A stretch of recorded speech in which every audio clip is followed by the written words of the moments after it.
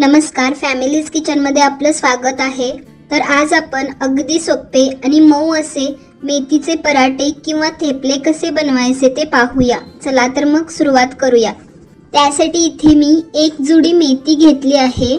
त्याची फक्त पानं घ्यायची, कारण देठांमुळे पराठा चांगला लाटता येत नाही। कपाने मोजलं तर 1 कप मेथी मी इथे घेतली आहे। मेथी स्वच्छ धुवून त्यातील पाणी मी इथे काढून घेतलं आहे। तर आता मेथी बारीक चिरून घेऊयात। मेथी बारीक चिरल्यामुळे ती पिठात चांगली मिक्स करता येते।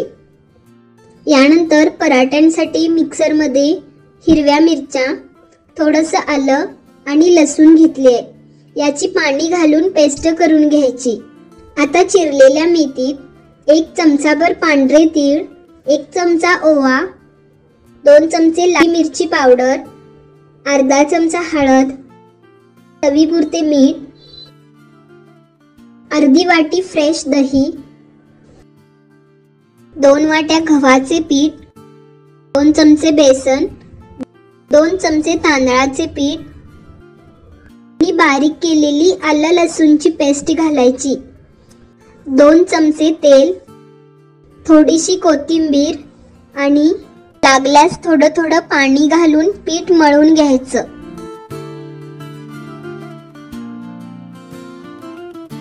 पीठ मळून झालेलं आहे।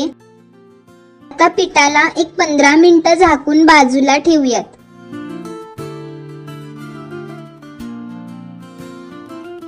पंधरा मिनिटांनी पिठाला थोडंसं तेल लावून 1-2 मिनिटं परत एकदा मळून घेऊयात।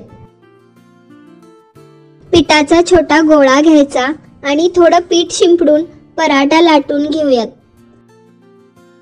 पराठा तुम्हाला जाड पातळ कसा आवडतो त्याप्रमाणे लाटू शकता। आता तवा तापलेला आहे, पराठा भाजून घेऊयात। पराठा टाकायच्या आधी तव्याला थोडं तेल लावायचं, म्हणजे पराठा चिकटणार नाही।